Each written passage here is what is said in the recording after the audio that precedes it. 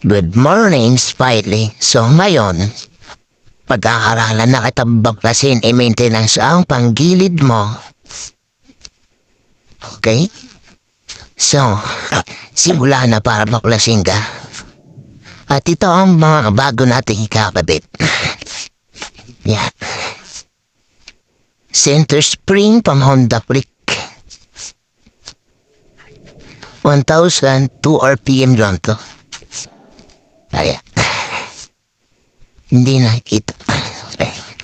Tapos NMAX clutch lining. Ay clutch spring. Clutch spring. 1,000 RPM. Simula sa pinakataas sa katawan, everybody now shake it, shake it, shake, shake, shake it, shake it, let's go, shake it, hanggang sa bababa na bababa sa balakang first verse. Listen up, eto nang pinakabaliw pagdating sa rap. Meron ako sasabihin, teka wag kukurap. Alam ko maraming daing na di mo matanggap, pero bago ka tumalo makinig ka kagla. Pagising mo sa umaga harap sa salamin, alam mo siguro kung bakit napapailing. Babae niligawan mo na di ka sinagot, kasi kahit nakangiti mo ka kasi mangot. Tinanggag ka sa trabaho kasi palagi late. Buong buhay mo wala ka pang babaeng na i-date. Pinutulang ka ng ilaw kahit na isa lang. Ang gamit mo sa bahay di uliwan nakalan. Maluwag ng mga meses na may tapalong tiket, pero masigit na mga panalaw pa dinamit. Di mabayaran utang mo sa tindahan, para ganun pa man okay lang. Ako sumayaw, katawan na igalaw, sige sumayaw ka. Kahit na sunod-sunod pa kamalasan ng mabuti mo, huwag ka mag-alala, limutin ang problema. Ako sumayaw, katawan na igalaw, sige sumayaw ka. Pumili ka lang o gumalaw sa awitin kong ito, hayaan mo, sige sayaw, sumigaw ka. Takot sumayaw, wag na wag kang bibitaw, sadyang ganyan lang ang buhay, magkumot kung maginaw. Nalimutan pala natin yung ilaw.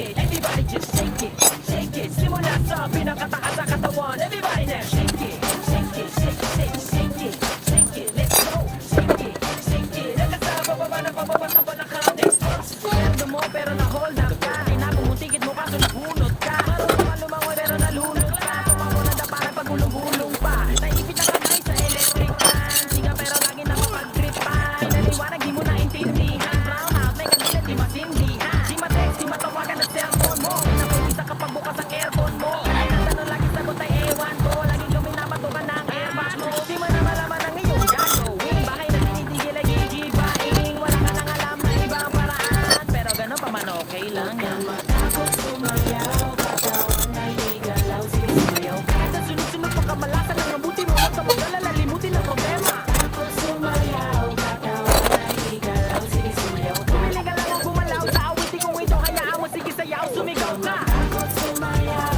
wag na wag kang bibitaw, sadyang ganyan lang ang buhay, magkumot kung maginaw. Matakot sumayaw. So magkaiba sila ng washer dito. Malaki to. Ito dito. Maliit. Magkaiba sila ng size. Ito sa belly. Ito sa pulley. Magkaiba sila ng size.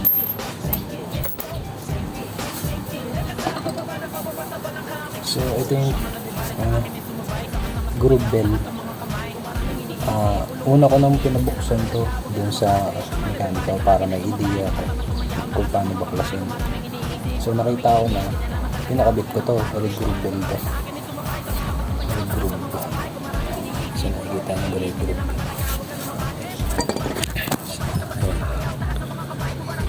Re-groove bell yan. Ayan. Ito yung kain niya. NMAX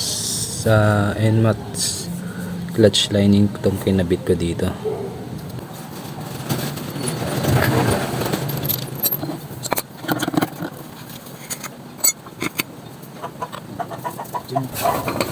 Belt natin ay ito yung belt natin. Ayan, size malabo, bando belt. So ito naman yung pulley natin. So makikita nyo dyan, init. So ito pang ano to, yung ano natin, sabi ng mekaniko, itong slide piece na to pang SkyDrive 125. Yan, ganito. Tapos pinalitan ko na rin siya ng bola. 16 grams to, pang Honda Click.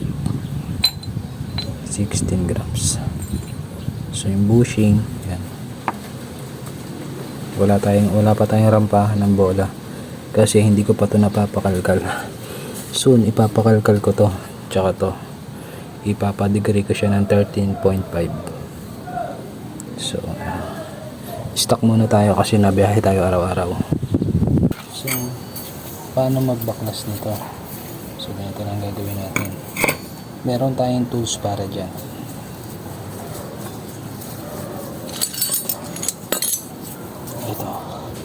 Ito yung tools na para dito. 40 ba?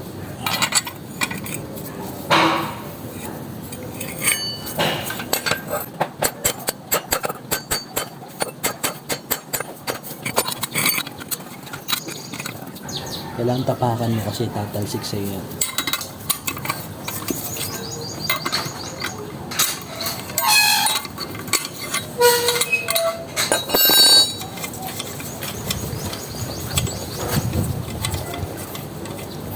Pinaklas ko na. Naano na ako nung mekaniko, tinuruan ako eh. Umpisa ka na naman. Ito kasi, ang liit kasi ng spring kumpara dito, o yung bago ko bili. O, ang liit o, di ba? Sure ka. Kaya ang hirap sa ahon. Ganun ba yun? Mm. Ay, baka naman yan talagang Tamo, para liit, oh. dyan. So, ang liit ng spring Hindi ng... baka nga yan na talagang para dyan. Oo, pwede. Pero, kailangan kasi... So, ang liit ng spring niya, oh. Na stock natin. Kumpara dito sa Honda Click. Layo ng diferensya. Layo ng diferensya. Napakaliit ng stock. Tanggalin natin to. Wait lang.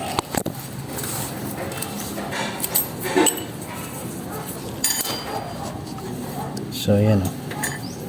Layo ng diferensya sa stock. Napakaliit. Tsaka lambot. Ito, tigas. So yan, kaya kailangan natin magpalit ng center spring.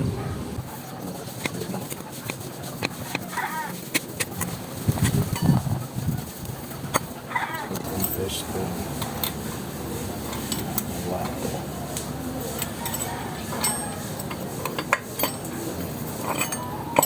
Tapos clutch lining. So paano magbaklas ng clutch lining?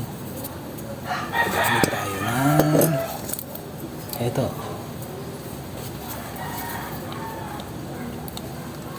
Seal clip, ang tanggal ng seal clip. Ito, tatanggalin natin ito.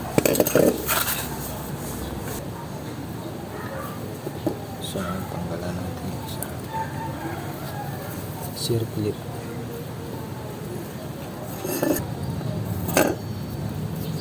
So, natanggal na natin yung seal clip.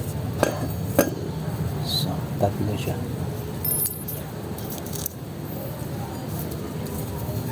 Yung seal clip.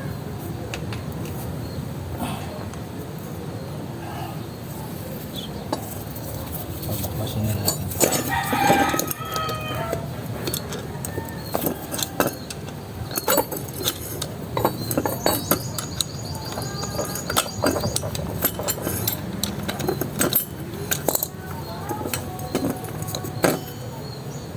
So ito yung back plate niya. So andito ang spring.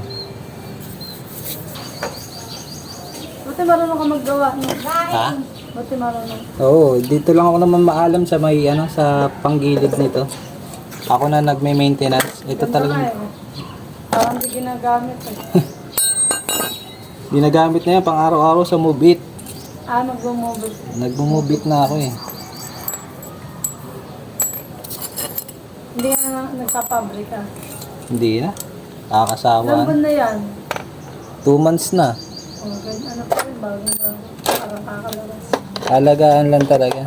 Kasi magpagawa ka nito sa labas, 350 din eh, sayang eh. Kaya, Palit rin, no? hindi, palit lang pyesa, mga ano, pinapalitan ko para to. Hilig magpaliko. Buo. Hindi, pini-maintenance talaga to. Nililinis.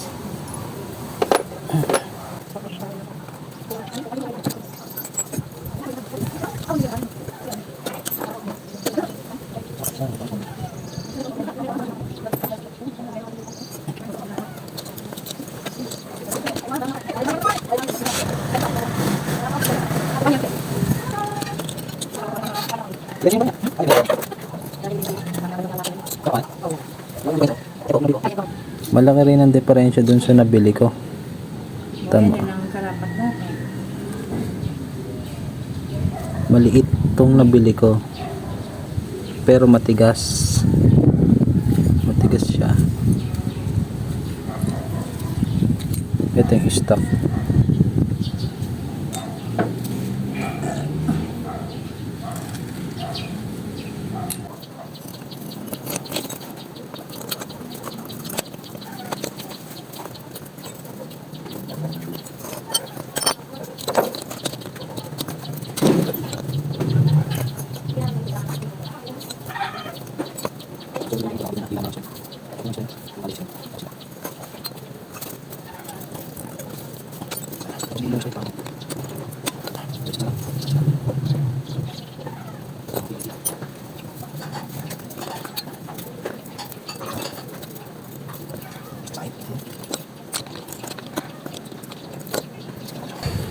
So ayan, nakabaon na siya.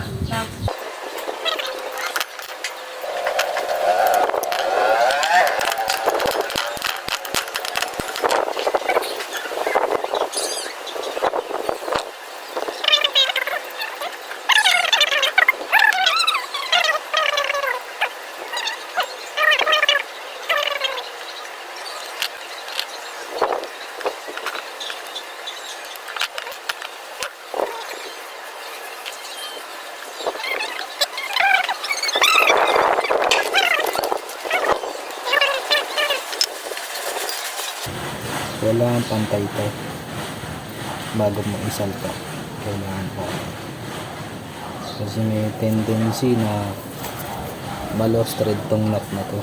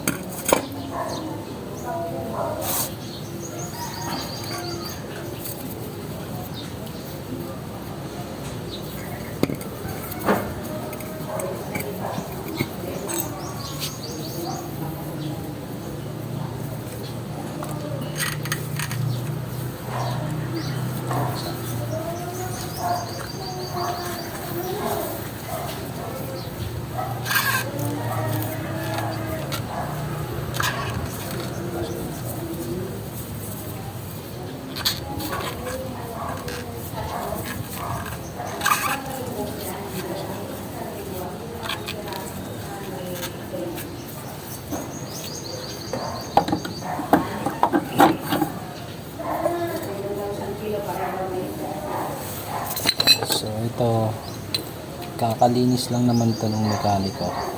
So, hindi na natin gagamisin. Punas-punas na lang yan.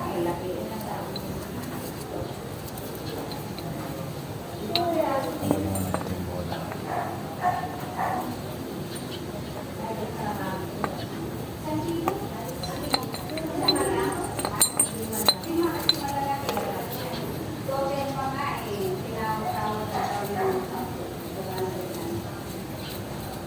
Linis na lang yan.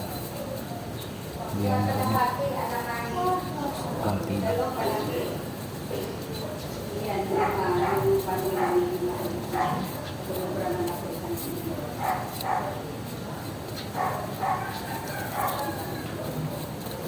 So, dapat ito, nililihan nyo rin to.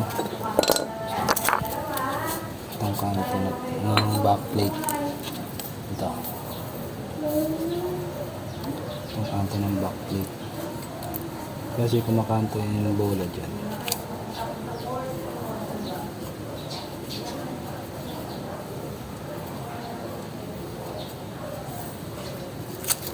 Ito.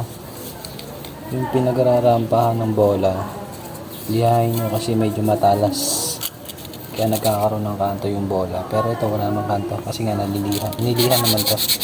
Nililihan ko ulit. Para hindi masyadong matalas. Lalo na pag bago yung unit nyo, matalas yan. Kaya dyan nagkakaroon ng kanto yung bola pag tumatama sa kanto na to. Nilihain nyo lang yung matalas.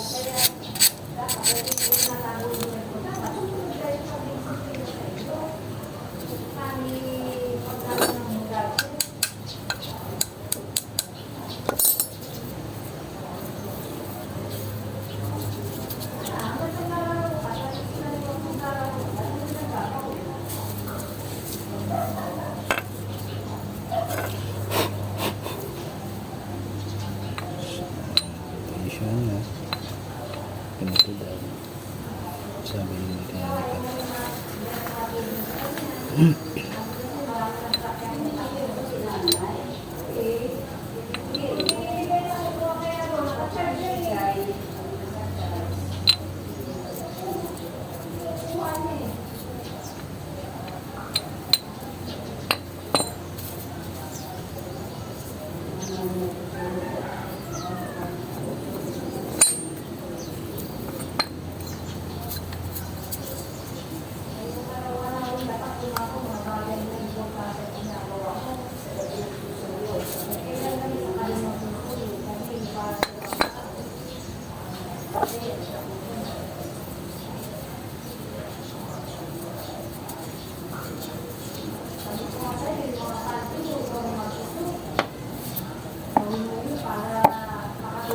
Lagyan din natin to ng konting grasa para hindi nasusunog tong bushing natin o collar kung tawagin. Lagyan natin konting grasa, konti lang ha, kasi pag naparami yan yung grasa nito pwedeng pumunta sa bola, medyo magbubulas-bulas na yun.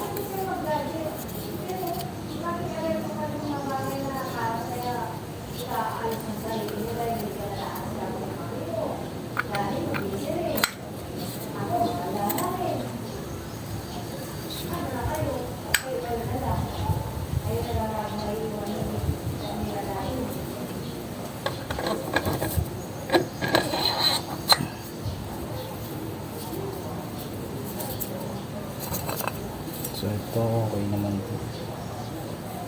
Punas-punas lang.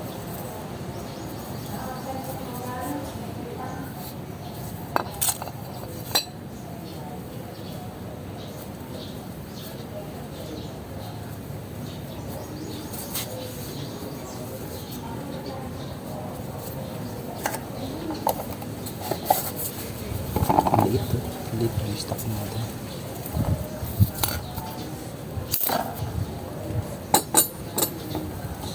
Let's go. Kabit-kabit na.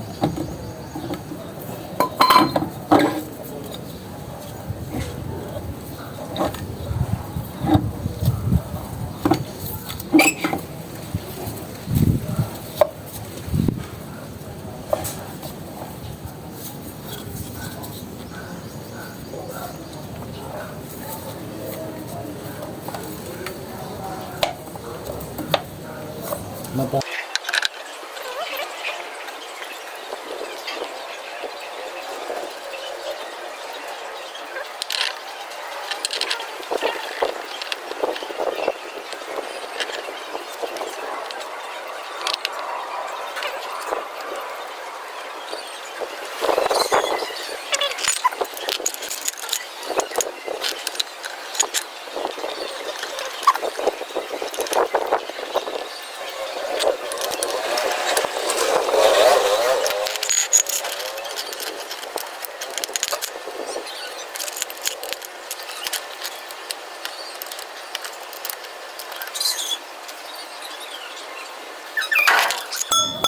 So, mas maganda pa rin tayo gumamit ng mga di kamay na tools kaysa sa mga impact wrench kasi mas mararamdaman natin yung totoong higpit niya, yung tamang higpit.